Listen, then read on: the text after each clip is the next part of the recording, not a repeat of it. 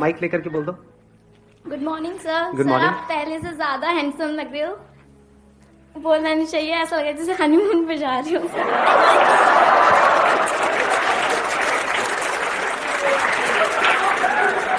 जब बोलना नहीं चाहिए तो क्यों बोला ये?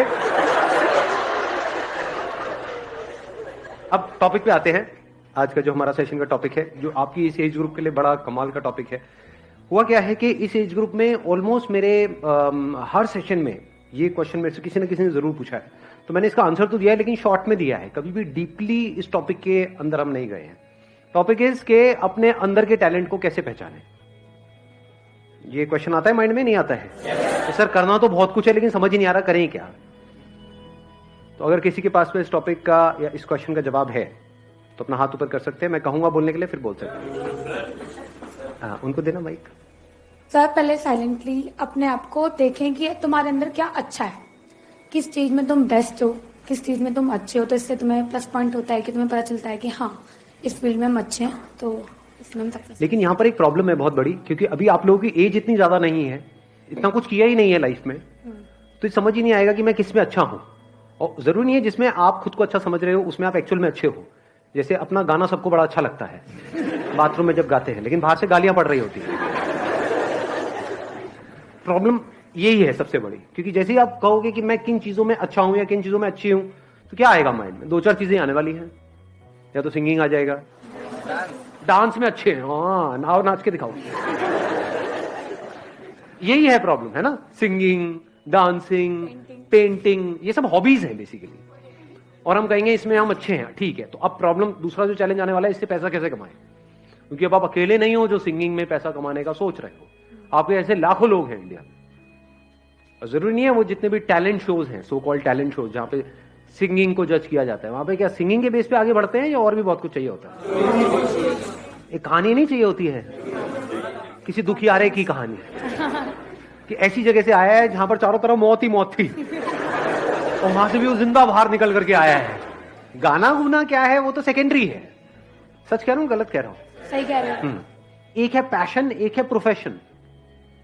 तो भी चैलेंज क्या है कि अपने पैशन को प्रोफेशन कैसे बनाया जाए, अपने पैशन को डिस्कवर कैसे किया जाए, अपने टैलेंट को डिस्कवर कैसे किया जाए। हमने ज्यादा कुछ किया ही नहीं है हमारी लाइफ में, तो ये एक बहुत बड़ा चैलेंज है। तो अब ध्यान से समझना, ये जो फंडा है ना, ये जो हम सब लोगों के दिमाग में घुसा पड़ा है कि हमारे अंदर, सबके अंदर कोई ना कोई टैलेंट होता है। ऐसा सबके अंदर दिमाग में घुसा हुआ है, नहीं घुसा है? कि सबके अंदर कोई ना कोई टैलेंट होता है, उस टैलेंट को डिस्कवर करना है। उसको डिस्कवर कर लिया, उसके बाद में तो लाइफ बहुत बढ़िया हो जाएगी। जो सक्सेसफुल हुए उन्होंने भी यही किया है। ये सब बकवास है। जैसे आपका एक टैलेंट हो सकता है कि हाँ मैं अपने मुंह से आग निकाल सकता हूं, तो निकालते रहो, कोई बात नहीं। उससे क्या होगा? बहुत ऐसे निकालने वाले। तो टैलेंट से कुछ नहीं होता है। फॉर एग्जाम्पल, आपको एक कमाल का क्रिकेटर बनना है, एक सक्सेसफुल क्रिकेटर बनना है, तो उसके लिए क्या चाहिए? टैलेंट चाहिए। और टैलेंट मतलब क्या? या बॉल को सही से हिट करना आना चाहिए। अगर आपको एक अच्छा बैट्समैन बनना है तो क्या चाहिए? वहां पे टैलेंट चाहिए, प्रैक्टिस से। तो क्या ये टैलेंट है या स्किल है जिसको डेवलप किया जाता है? तो पहले इस वर्ड को ठीक करो अपनी डिक्शनरी में। टैलेंट कुछ नहीं होता है ना। टैलेंट जब होता ही नहीं है तो उसको पहचानेंगे क्या? तो आपकी एक बहुत बड़ी प्रॉब्लम सॉल्व नहीं हो गई यहां से कि अब अपने टैलेंट वैलेंट में दिमाग लगाना ही नहीं है। किस में दिमाग लगाना है? इंटरेस्ट में। और अगर किसी काम में आपका इंटरेस्ट होता है तो उसका क्या बेनिफिट है? फॉर एग्जाम्पल, आपको एक क्रिकेटर बनना है बहुत बड़ा और आपका क्रिकेट में इंटरेस्ट है, तो उससे क्या फायदा हो रहा है? क्या आप सीधा टीम में आ जाओगे, नेशनल टीम में आ जाओगे? नहीं आओगे। उससे क्या फायदा होगा? लेकिन एग्जैक्टली इंटरेस्ट से क्या एक बेनिफिट आपको मिलता है? सिर्फ एक बेनिफिट मिलता है। सबसे पहला जो स्टेप है ना, वो है इंटरेस्ट। कि अगर उसमें आपका इंटरेस्ट है, फॉर एग्जाम्पल कंप्यूटर्स में आपका इंटरेस्ट है, तो एथिकल हैकिंग नाम की एक चीज होती है। उसके लिए जो स्किल सीखनी पड़ेगी, उसको सीखने में आपको मजा आएगा। अब स्किल कैसे डेवलप होती है? One is practice, but practice must be in the right direction. Now what is right direction? ये कैसे पता लगेगा? इंफॉर्मेशन। एग्जैक्टली, किसने बोला ये? हाँ बिल्कुल सही बात। उसको आप इंफॉर्मेशन कहो या नॉलेज कहो। Knowledge from the right source. तभी तो एक कोच की जरूरत होती है। कोच का मतलब क्या?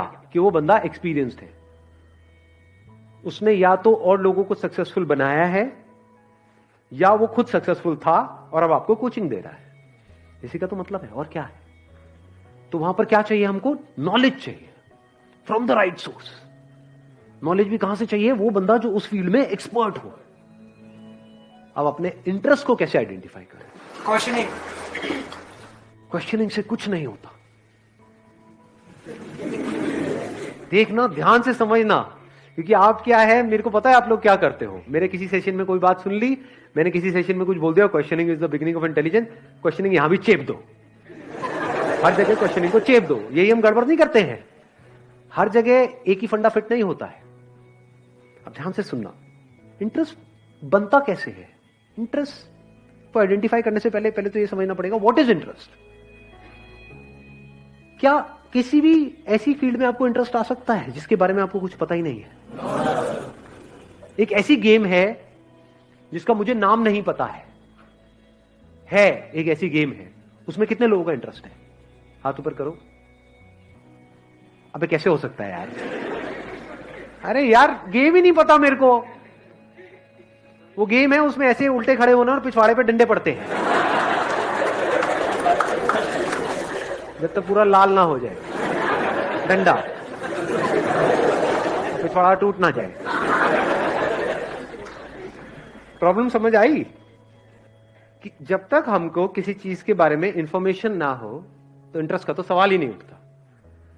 तो क्या आपको सब कुछ पता है इस दुनिया में क्या क्या हो रहा है, कहां कहां पर हो रहा है, क्या क्या हो सकता है, लोग क्या क्या कर रहे हैं, किस किस तरह से कर रहे हैं? Do you know that? या उतना ही पता है जितना आपकी अपनी लाइफ का एक्सपीरियंस है? जितनी इंफॉर्मेशन आपके माइंड में पड़ी है, अगर आपको इंटरेस्ट आ भी सकता है तो सिर्फ उसी में आ सकता है। अंदर कितना कुछ पड़ा है? थोड़ा बहुत ही पड़ा है, सब कुछ थोड़ी पड़ा है। जैसा आपका फैमिली बैकग्राउंड है, जैसा आपने बचपन से आज तक देखा है, जो एक्सपीरियंस किया है, जिस तरह की नॉलेज अंदर पड़ी हुई है, उसी से रिलेटेड तो इंटरेस्ट आ सकता है। कोई बहुत ही कमाल की फील्ड है जहां पर आप बहुत सक्सेसफुल हो सकते हो, लेकिन उसके बारे में आपको नहीं पता है, क्या उसमें इंटरेस्ट आ सकता है? तो अब क्या चाहिए अपने इंटरेस्ट को डिस्कवर करने से पहले? नॉलेज चाहिए, इंफॉर्मेशन चाहिए, नॉट क्वेश्चनिंग। क्योंकि अगर आप क्वेश्चनिंग करोगे भी कि मेरा इंटरेस्ट किसमें है, तो बार बार वही निकल करके आएगा जो अंदर ऑलरेडी पड़ा हुआ है। मेरा इंटरेस्ट किसमें है? गाने में है। लेकिन गाना तो मेरा बहुत मार पड़ती है जब भी गाता हूं। मेरा इंटरेस्ट किसमें है? गाने में है, लेकिन ये तो हो चुका है। मेरा इंटरेस्ट किसमें है? डांस में है। हाथ कहीं जाता है, पैर कहीं जाता है। प्रॉब्लम समझ आ रही है? क्योंकि अगर आप बिना एडिशनल नॉलेज और एडिशनल इंफॉर्मेशन के क्वेश्चनिंग करोगे तो बार बार वही निकल करके आएगा जो अंदर पड़ा होगा। जैसे कंप्यूटर में जो डेटा पड़ा हुआ है, जैसे कुछ पूछोगे वही तो निकल करके आएगा। हार्ड डिस्क में जो इंफॉर्मेशन पड़ी है, ये आपकी हार्ड डिस्क है, उसमें अगर कोई क्वेश्चन पूछोगे तो वही निकल के आएगा जो ऑलरेडी वहां पे पड़ा हो। तो अब दो चीजें हो सकती हैं, या तो जो ऑलरेडी पड़ा हुआ है वहां पे आपने क्वेश्चन पूछा अपने आप से कि इसमें से क्या है ऐसा जिसमें मुझे इंटरेस्ट भी आ रहा है, प्लस मैं इसको अपना प्रोफेशन भी बना सकता हूं रियलिस्टिकली एंड प्रैक्टिकली। बहुत बढ़िया है अगर वहां से आंसर आ जाए तो। नंबर 1।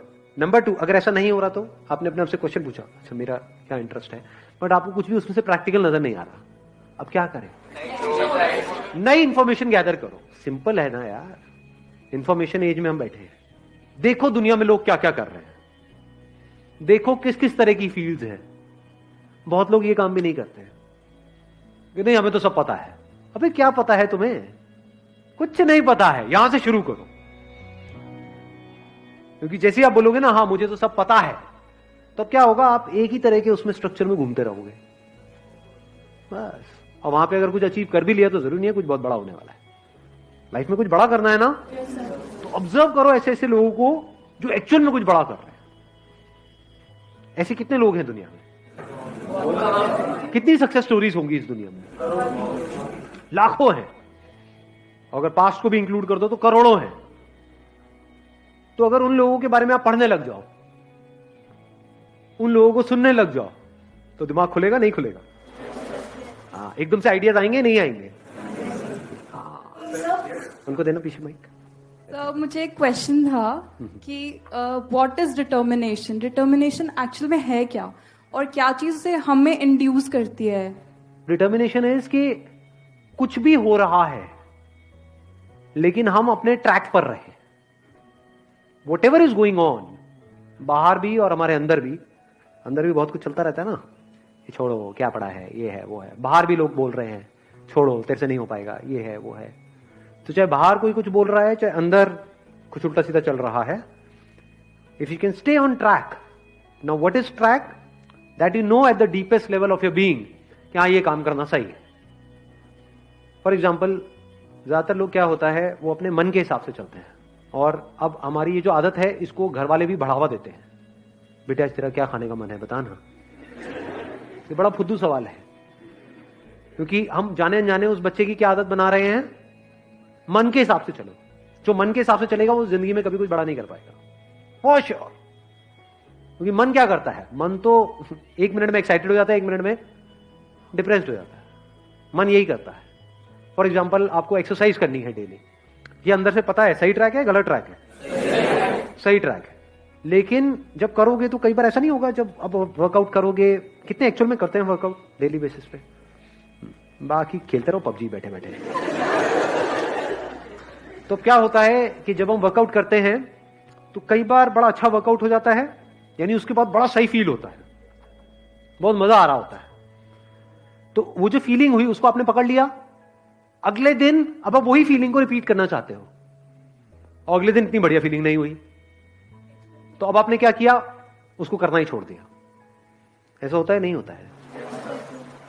या आपने वर्कआउट किया और वर्कआउट करने के बाद में कहीं कुछ थोड़ा बहुत दर्द वर्द आ गई बॉडी के अंदर। अब जो बॉडी पड़ी हुई है इतने सालों से, उसको एकदम से आप एक्टिव करोगे तो क्या होगा, दर्दें होंगी कई तरह की। अब जब दर्दें हुई तो क्या, अगले दिन मन नहीं कर रहा करने का, ये because of whatever reason मन नहीं कर रहा करने का। कहीं आपका ब्रेकअप हो गया है, कुछ हो गया है, ये वो कोई लड़ाई झगड़ा हो गया है, कुछ हो गया है, मन नहीं है।